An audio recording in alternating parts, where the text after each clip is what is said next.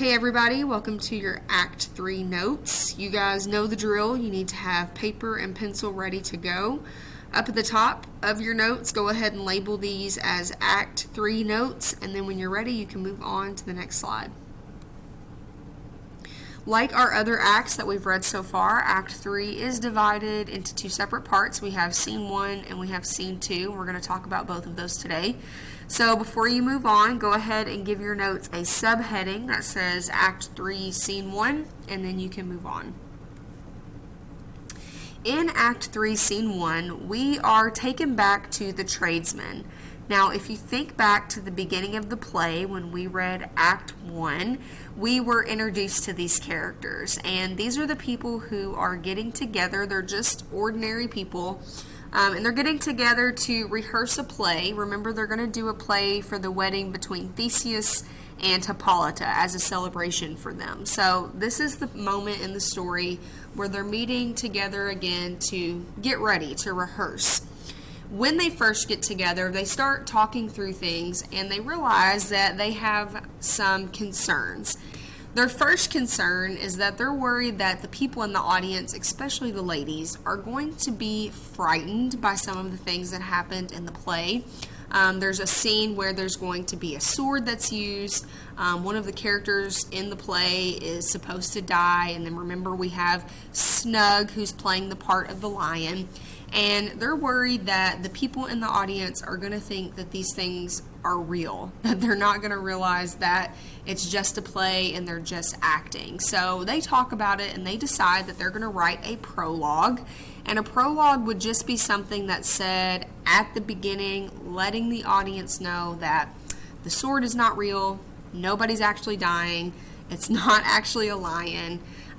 They just decide that they're going to say that up front so that they don't scare anybody in the audience. There's also a scene in the play that they're doing that's supposed to happen at night, and so they're not sure how they are going to convey to their audience that it's nighttime, and so they decide that they are going to use a lantern to represent moonlight in that scene. And then finally, there's another scene in the play that they're worried about where there's supposed to be two characters who are talking to each other through a wall, and they're not sure how they're going to convey that to their audience, so they decide that they're going to have one of the actors stand in the middle of the stage and hold their arms up and play the part of the wall. So again, they're just talking through everything and getting ready for their play. So what I need you to do is copy what you see highlighted here on the screen, and then you can move on. So as the tradesmen are rehearsing, Puck, remember Robin Goodfellow, he's the one that is Oberon's right-hand man. He's the one that went and got the flower. He's, walking through the forest and he hears them rehearsing their play, and he finds it pretty entertaining because in his opinion they're not really doing a very good job.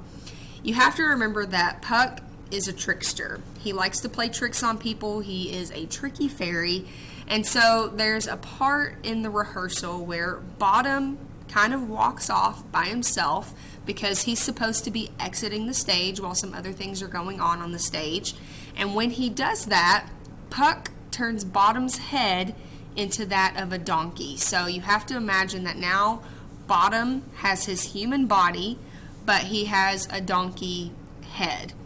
So when it's Bottom's turn to go back on stage, all of the tradesmen see him and they are terrified, and so they run away. Now, meanwhile, Bottom does not realize that he has the head of a donkey, and so he's very confused by the fact that everyone ran away from him. He's not sure why they did that. Go ahead and copy what you see here on the screen, and then when you're ready, you can move on. So, meanwhile, remember in Act 2, Titania falls asleep, and when she's asleep, Puck put the juice from the flower on her eyes, and when she wakes up, guess who she sees?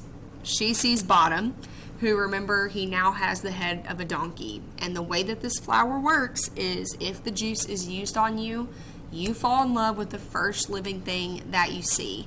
So for Titania, that is Bottom, who has the head of a donkey. So now Titania is in love with Bottom, and she tells all of her fairy servants to dote upon him. So basically what that means is she tells them to do anything that he wants, give him food, take care of him.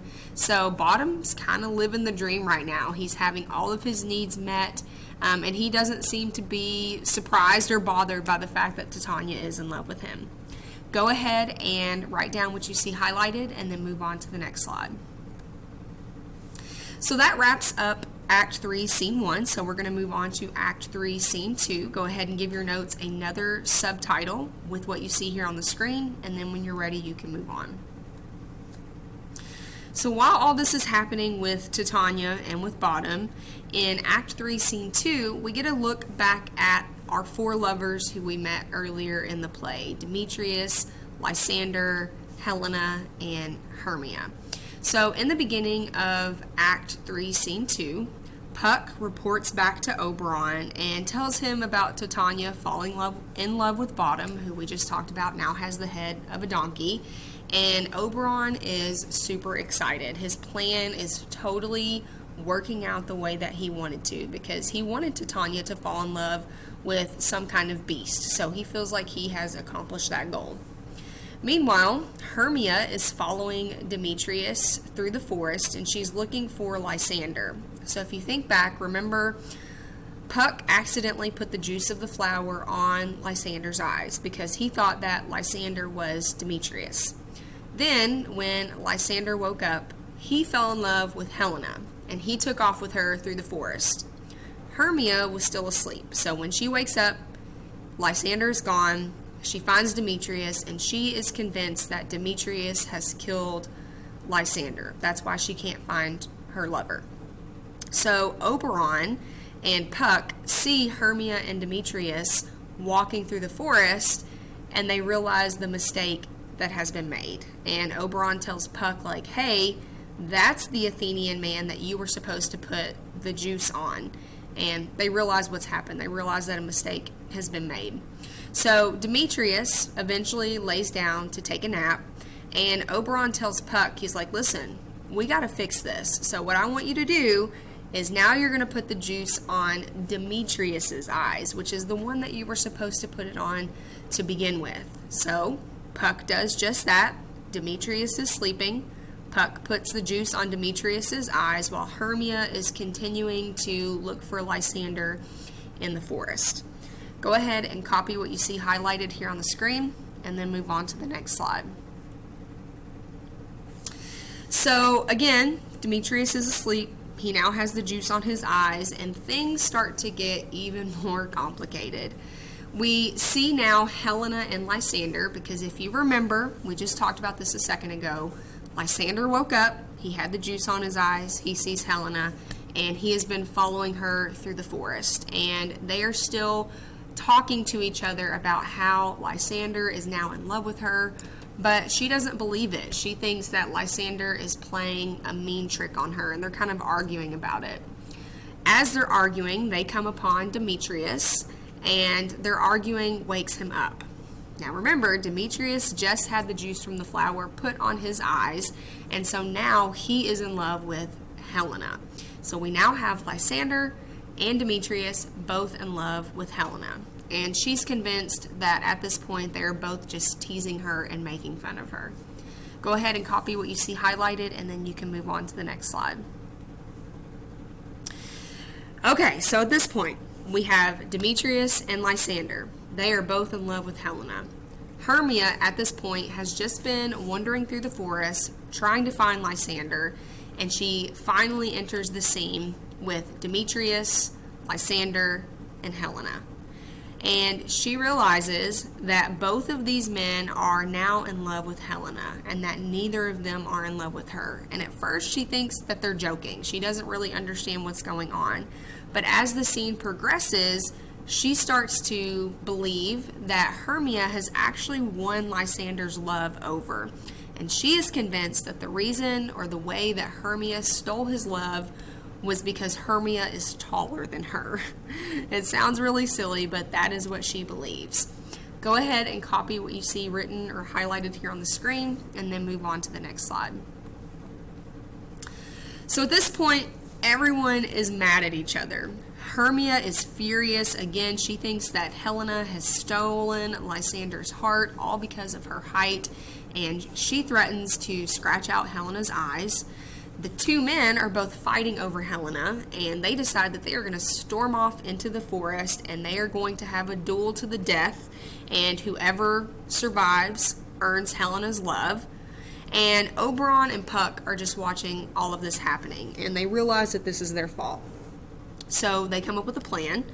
Oberon tells Puck that he has to stop this. He has to prevent these two men from going into the forest and having this duel and fighting over Helena. And so he has to get this resolved before morning. So what happens is Puck kind of plays a trick, and he causes the two men to get separated from one another. Basically what he does is he taunts both men, and when he taunts them, he makes it sound like he is the other person. So when he's talking to Demetrius, he makes it sound like he is Lysander. When he talks to Lysander, he makes him think that he is Demetrius. And it causes the two men to get really confused, and they get completely lost in the forest. And so eventually they get separated from each other, and they both fall asleep. And that's where this scene leaves off. Please make sure that you copy down everything that you see highlighted here on the screen. And once you've done that, you are finished with your notes for today.